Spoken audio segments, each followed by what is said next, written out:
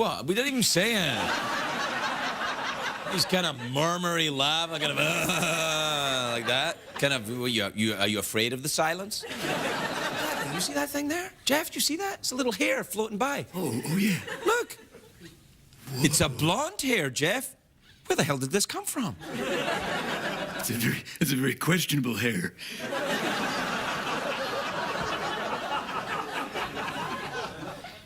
I don't know if it's a hair or some kind of creature.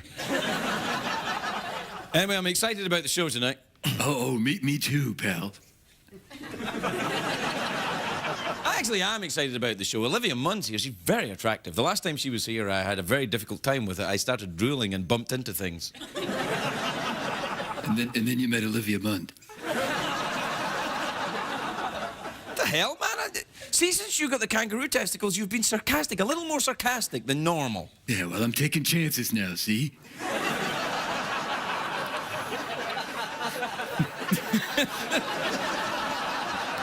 Taking chances now, so what, are we in a gangster movie from the 30s? Yeah, I'm taking chances, see? Yeah. Well, let me tell you something, Pally. You're not taking any chances around here. Well, listen, that dame Olivia's mine. Just stay away from her, you hear? I don't know if she goes for the skinny type, Junior. All right. Lay off the giggle water, will you? Let's pay attention. I don't think this is entirely fair, because it's very difficult to be a Scottish 1930s gangster. I'm having a great deal of trouble with it. No, you're doing it fine.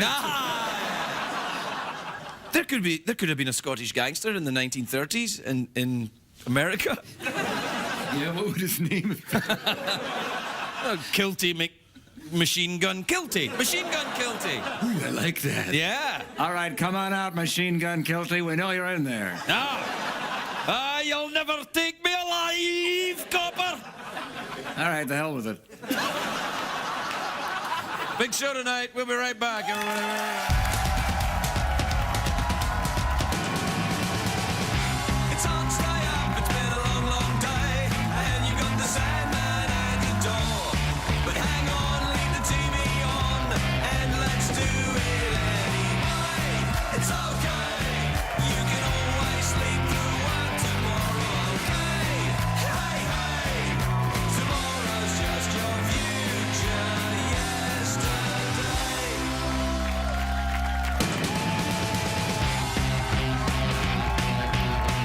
Late Show with Craig Ferguson, sponsored by Capital One Venture Card. What's in your wallet? Ladies and gentlemen, Craig Ferguson.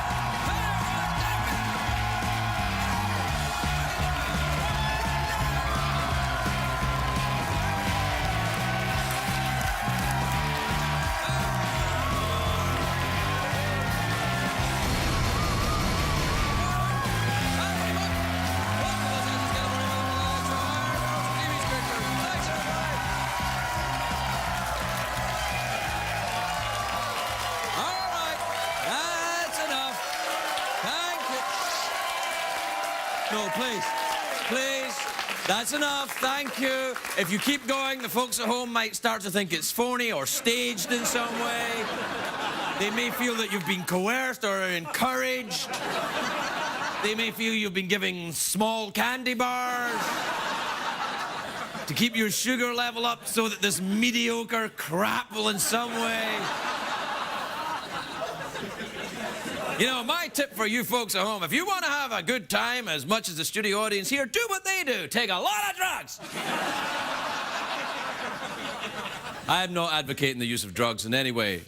CBS cares. I'm not.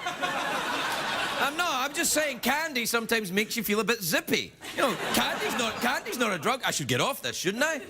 Oh, really? I can't even talk about candy? Well, in this man's America, it's okay to talk about candy.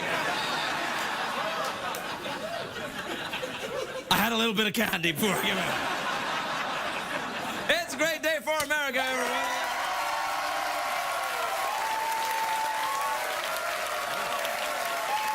Great day for us here. May I say, before we continue, how spectacular Lesbian Row is this evening. Welcome, ladies.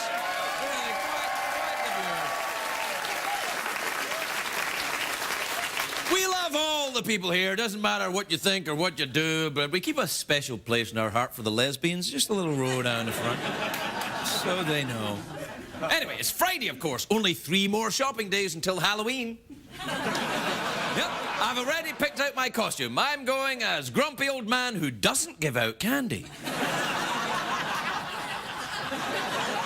Also, happy birthday to Olympic legend Bruce Jenner, who's 62 years old. He won the gold medal for something. No, he won it for the Kardashian wrangling. Viva!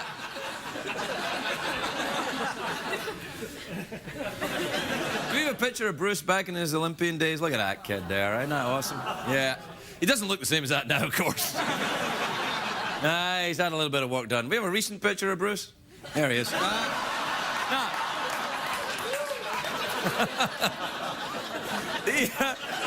I know, it's horrible.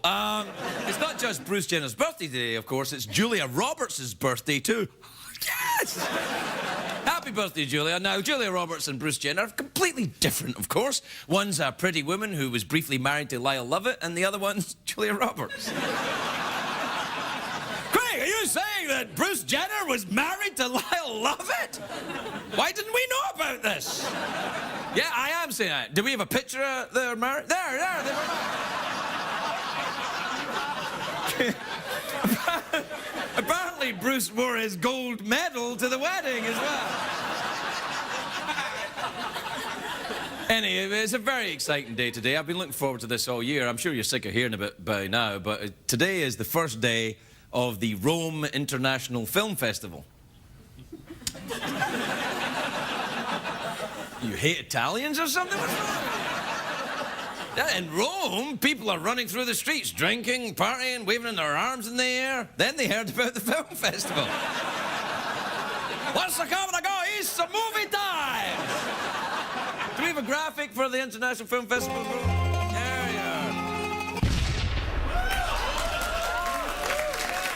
Now, I will be honest with you. I actually don't give a rat's ass about the Rome Film Festival, but I do love the city of Rome. Whenever I think of Rome, I think of Roman orgies. I meant to say orgies, but I said orgies.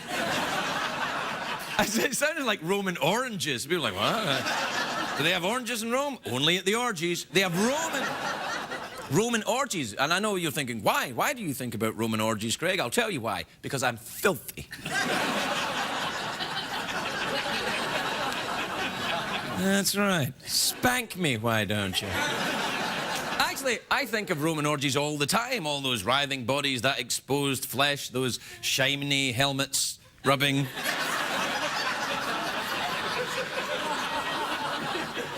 And, you know, sometimes there were women there, too. You know, in ancient Rome, it was just like, ancient Rome was like one non-stop orgy. It was like, that's why Italy is shaped like a penis. Wait a minute, Craig. Italy is shaped like a boot. Yes, a boot-shaped penis. That could happen. Do you remember when we did the show about the Guinness Book of Records? Well, there's a record in the Guinness Book of Records about the man with the most boot-shaped penis. And he's from Italy. Anyway, the whole orgy thing is why everyone in Rome, ancient Roman times, wore togas, because it's easier, you know, if you're having sex all the time, it's easier just to wear a bed sheet, you know. You know, actually, you know something? I think it would be really unfulfilling to have orgies all the time, you know. I do. Yeah, you need to space them out a bit, you know, so they don't be, you don't want your orgies to become borgies. You're welcome, people in the lifestyle. That's what they call it now, you know, the lifestyle. They don't call themselves swingers anymore. Oh, you can't say that. That's apparently they get annoyed. No, no, it's the lifestyle now. Anyway, I'm glad I didn't live during Roman times, basically because everyone wore sandals, and I hate looking at old people's feet. I know that sounds a little ageist, but I don't like it. I mean, as I age myself, I look at my own feet and I'm like, no, I'm getting too old to see my own feet. Something unpleasant about feet as they age. Can somebody rub my bunions? And also my feet. You know that people back in ancient Rome would go and see the gladiators. The Roman arenas were always packed with thousands of cheering fans. The gladiator fights were like NASCAR rallies of their day, except there was no Dick Trickle. But...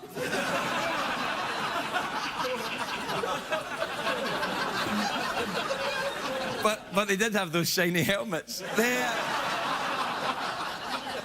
Oh, that's enough of that. Jeff, you ever been to Rome, have you? Oh, yeah, I got a little place over there. You got a little place in Rome? Yeah. Really? What'd you do there? I throw beads and I get naked. I do gladiator fighting. Really? Who do you do gladiator fighting with? Other dudes. Do you ever wear a shiny helmet? Is that code?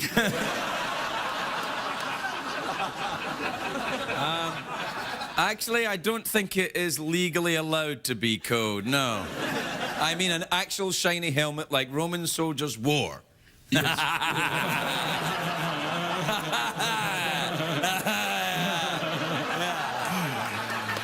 Yeah. Go by him one more time, eh, Skinny? Yeah. You're the man, buddy. No, you're the man. Yeah, see, I tell you. See, ever since you got those kangaroo testicles, you've been like crazy, man. Oh yeah, I'm on fire. It's like you're regenerated into something, a part man, part kangaroo guy. That's exactly right, Craig. You want to do the... Sure, why not? All right. Tonight's program is brought to you by Roman Oranges. Wait for it. Start your breakfast the right way. Et tu breakfast? Welcome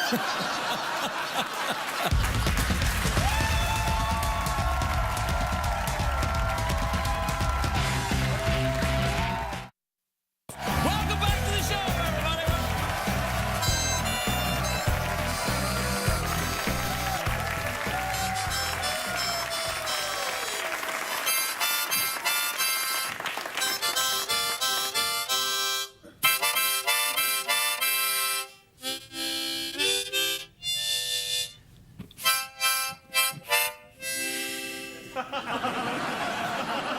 What, did you do that through your nose or something? Yeah, try that. Yeah. No.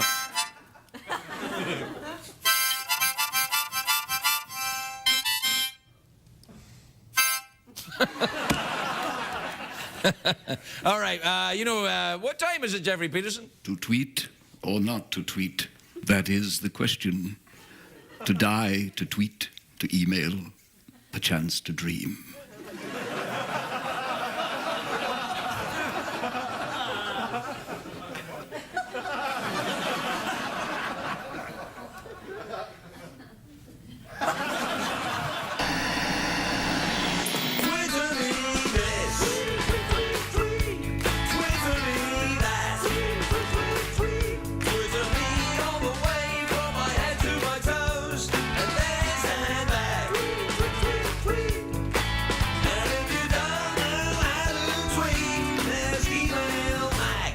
Check the tweets.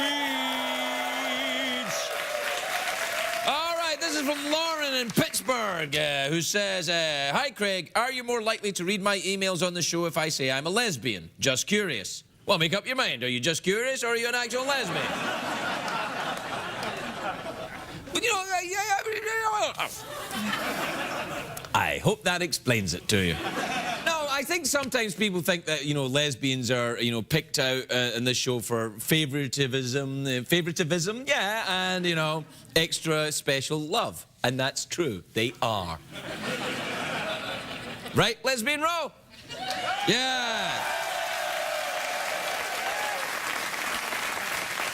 This is from Pablo in Santiago in Chile, who says, hi, Craig, I have a Chinese girlfriend who I met online and I'm...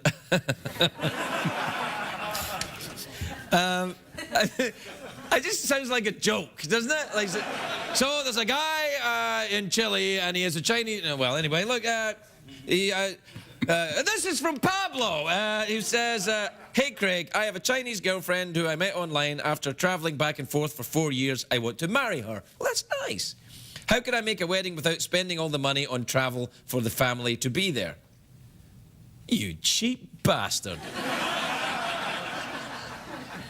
Well, I don't know. If I'm... Jeff, how do you marry someone from China without spending money? You don't. Hey, that reminds me of a joke I heard. There's this guy from Chile, and... Oh, never mind. Yeah. This is from Oh, that's a good friend of mine. in St. Louis, Missouri, who says, Dear Craig, Jeff, and Secretariat. What? Who said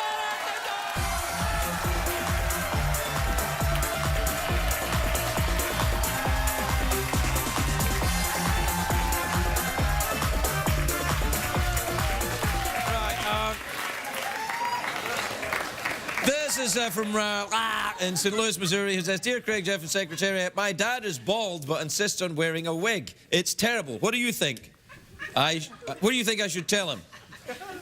I think you should mind your own business, you judgmental little tutti frutti. If your dad wants to wear a wig, let him wear a wig. And here's another thing. If your dad wants to wear a dress, let him wear a damn dress. This is America, pal. Oh, Dad's wearing a wig. So what? So what? I say for the bald men in America, if you want to wear wigs, put them on your head. Walk around like a bouffon to prostitute if you want. I don't care.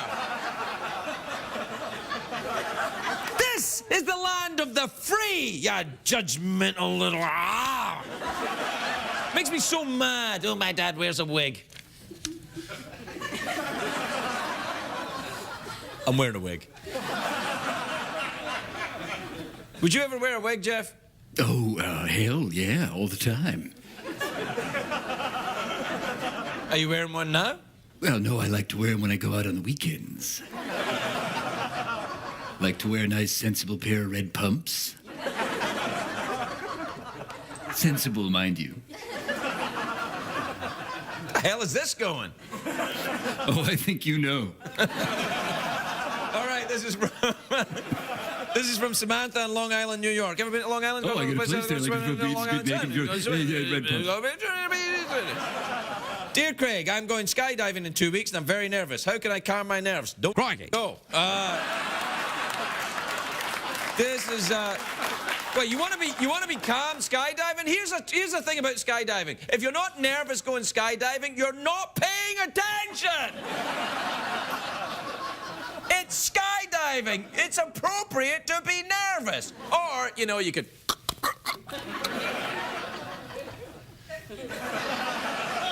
What were you doing there just now? You wouldn't understand. Anyway, this is from Anna in Trenton, New Jersey. I'm nearly finished. All right. There's only 7 left. I'll do them very quickly. This is from Anna in Trenton, New Jersey. Craig, my husband is more interested in Facebook than me. What should I do? Get a Facebook page. This is from Sam in Adelaide, Australia. Dear Craig and Jeff, I'm 19 with a 25-year-old girlfriend. My single dad hits on her whenever we get together and it's awkward. Is there anything I can do? Yeah, take his wig off. This is from Chris in Santa Fe, New Mexico. Dear Craig, a guy I know wears an extremely skinny ties. How do I tell him that it makes him look fat? Ay, caramba. And we'll be right back.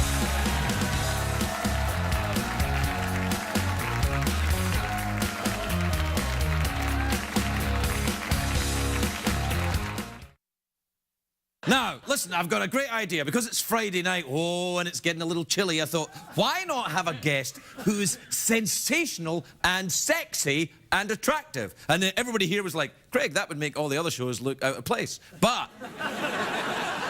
Or they said, Craig, you'll never get William Shatner at such short notice. But we've gone even better. Please welcome my first guest tonight, one of my favourite guests of all time ever in the history of this show, the lovely Olivia Munn, everybody.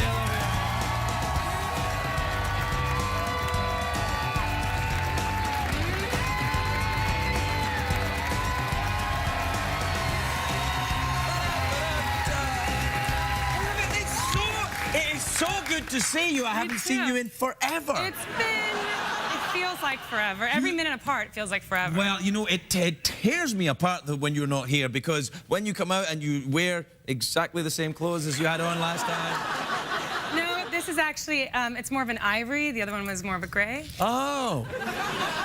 Do you enjoy the song Ebony and Ivory? Actually, I don't really. I think it was overplayed. I really don't.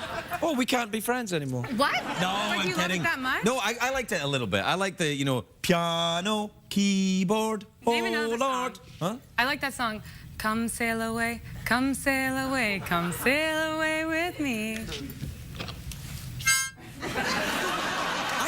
I don't think I know that song. I thought we knew each other. It's okay. It's okay. No, it's all Wait, right. do you know boom, boom, boom, boom, boom, boom, boom, boom, boom? Tell me what you gonna do when there ain't nowhere to run. When judgment comes for you. Let's all give it up for Wally. Easy sees Uncle Charlie. Little Boosie Cos. You know when you mentioned... No. I got one. Zimbamboo, Zamalamala-boo, there's freedom in Jesus Christ. Do you know that one?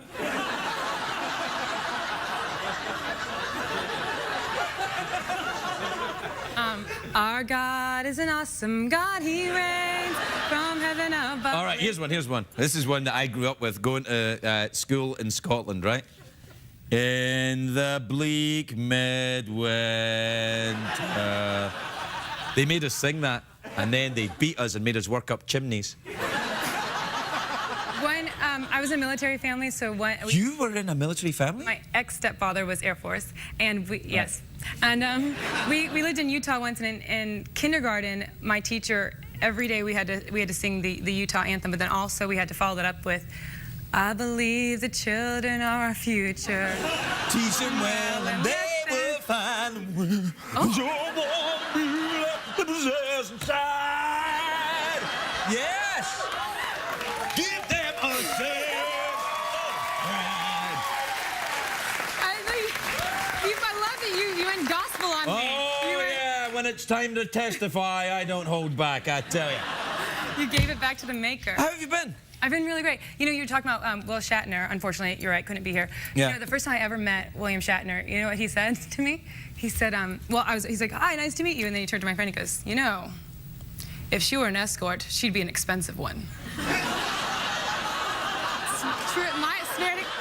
Yeah. You know, I had a very similar thought about you when I first met you. I thought if she were an escort, I can't afford her, I thought.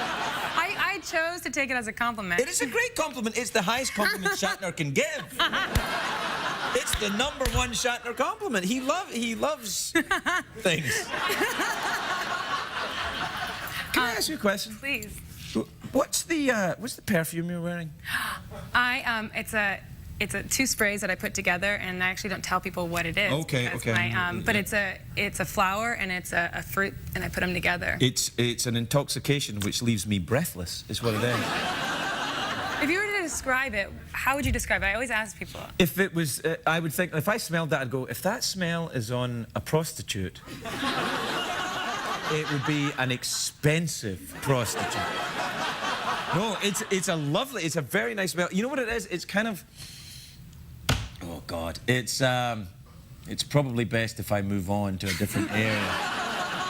Well, you're here in LA. Do you like LA more than New York? Sorry, I drifted there for a bit. What'd you say? But you're here in LA. Do you like LA more than New York now? No, I'm kind of it's chicken and fish. It's apples and pears. It's sex with men or sex with ladies. It's I'm European originally. Well, then I guess it's okay. No, I don't. It's not cheating if it's in the. Tutti frutti.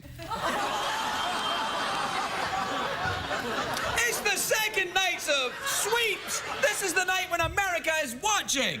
Should I just leave? No, you're fine. And actually, to be fair, that's true. No, it's not. No, it depends. I don't know. Do you have a husband or a boyfriend or something? Nope. Nope, nobody loves me. Oh, I don't think that's true. I think knock it off. I think that perhaps you're very picky. Is that what it is? Well, No, I think that of the recent guys I've dated, I think that when you see their behavior, you realize I'm not so picky because they kind of turn into jerks, and you're like, oh, I guess I like jerks. Really? Yeah, what I find is that they're awesome the first date, second date, and by the third date, they're just not nice. They're not cool. And a lot of them want me to like not work anymore, which I actually would stop. By the third date, they want you to not work? The first date with this one guy I went on a date with not that long ago, he wanted me, he told me first date that he's ready to have kids, like now. It's a little needy. Yeah. Yeah, and my uterus just shriveled up and ran away. It's uterus, not uter-you.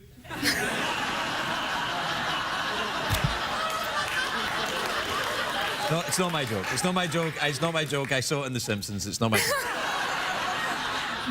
But it may not be your joke, but it's something that seems like it's very, like a very powerful statement for you.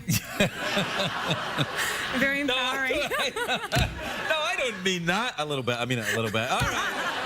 No, so what, he wanted to have babies on the first day? Maybe. Well, he just said he's ready for a relationship and all that right away. And I think that what's frustrating is like when you date, sometimes guys think that just because you're the girl and like just because I go on a date with you or kiss you or have sex with you that all of a sudden I want to be with you forever because.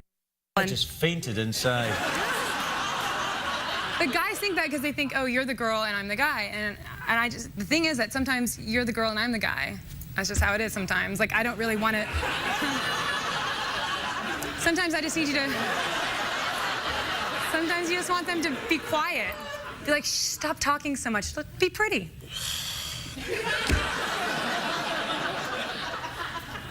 I love you. You did it to me, too. You did. You made me needy. Oh. I think what happens is, met with that, certain men will go, what the hell? How do I behave here? Well, what they end up doing is they try to make me feel bad about myself. Instead, like, you know, try to put you down. So then in the end, they're like, oh, I need you to make me feel better. And I just go, oh, not playing that game. Yeah, well spotted. I will not. Yeah, we get together at guy clubs and, you know. You guys all Men aren't that complicated. We don't think no, like that. We're just guys like... are more complicated. Sorry, I was pointing. Like, guys are more manipulative than people think, and I think this. I think all guys can't wait to have a girlfriend, because they really love to have the girl that's there and have the best friend, and guys are more needy, and they start to play these games, and they're just like I'm the one who just throws my clubs down and walk away. I'm like, I don't want to play. I won't play. You're the most awesome girl in the world. Well, you shouldn't feel bad about yourself at all. You're awesome. I don't, just at night when I'm alone. Yeah, I know. I get that feeling too sometimes. All right, so listen, we're out of time. What do you fancy? Awkward pause, mouth organ, or glittery ball? Or win big cash prize? Awkward pause. Please. Awkward pause, you say, eh? Well, care to add a subtext? Do you want me to add it, or would you like to add it? Yeah, it's your awkward pause. Okay. The subtext would be,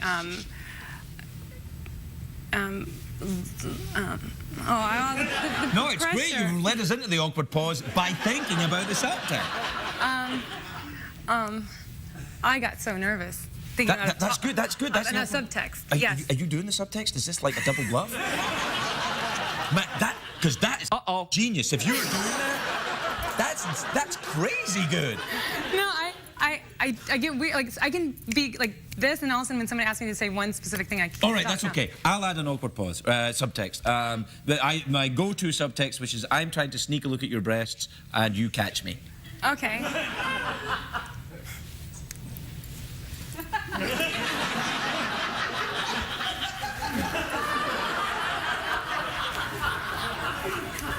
I don't care. I saw him.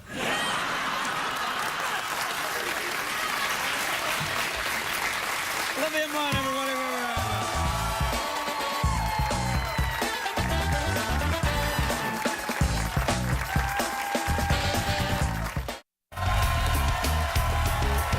Welcome back, everybody. Welcome back.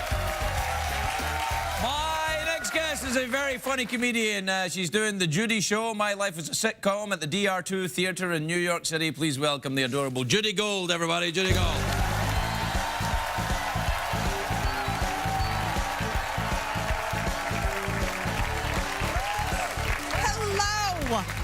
So great to be here. I am so thrilled. I actually just flew in from New York City. I got to the airport, and they have the new body scanner. You know, the body scanner, you walk through, they can see everything. So I walk through, and the TSA agent says to me, "Thank you very much, sir." I'm like, what? That's our secret. Come on.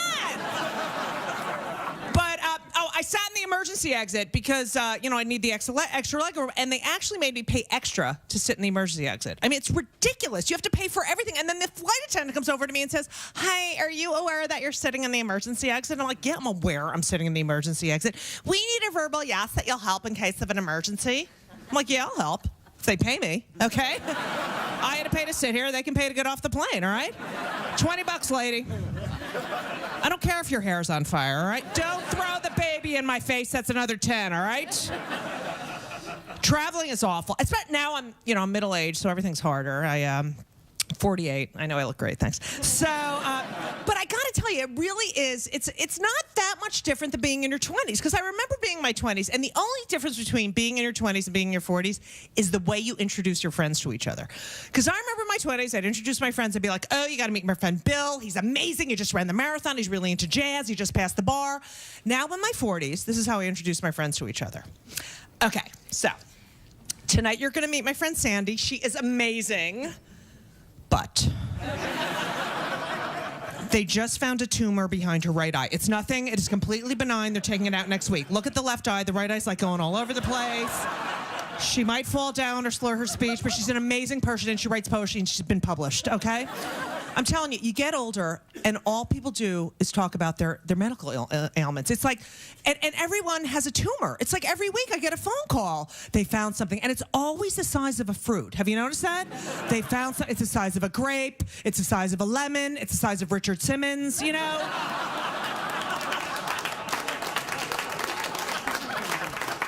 In our generation, I think tumors should come in tall, grande, and venti, okay?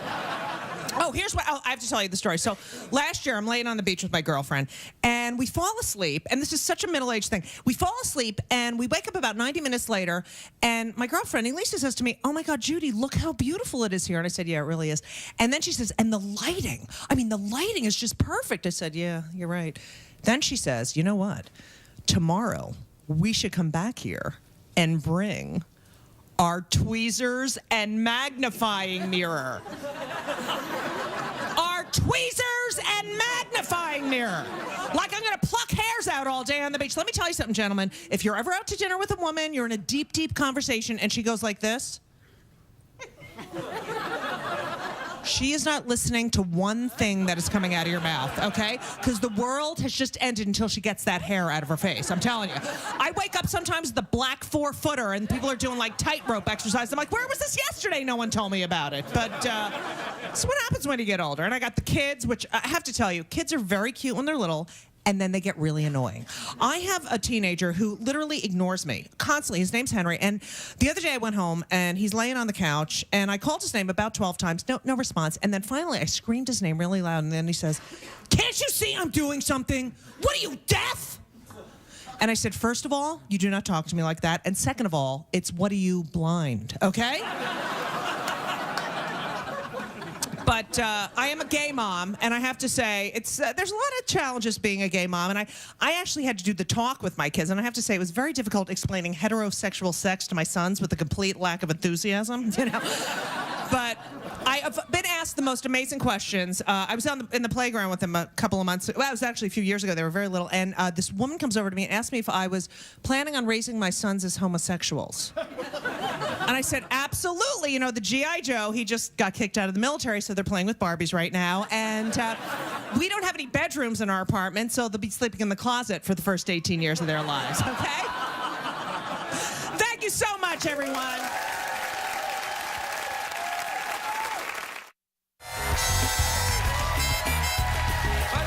Welcome back. Now, listen. Usually, of course, I introduce the musical acts on this show, but tonight's guest is so special, I asked my very beautiful and talented friend, Stephen Wright, to help me out. Stephen? The 1968 movie Barbarella had so many memorable characters. Like Jane Fonda's boobies and a villain. a villain named Duran Duran. This inspired 5 guys from England to start a band called Jane Fonda's Boobies.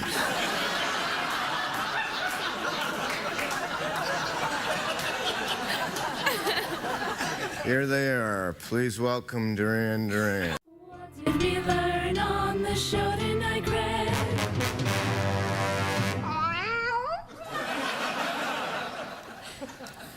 I'd like to thank my guests, Olivia Munn and Judy Gold. I'd like to thank America.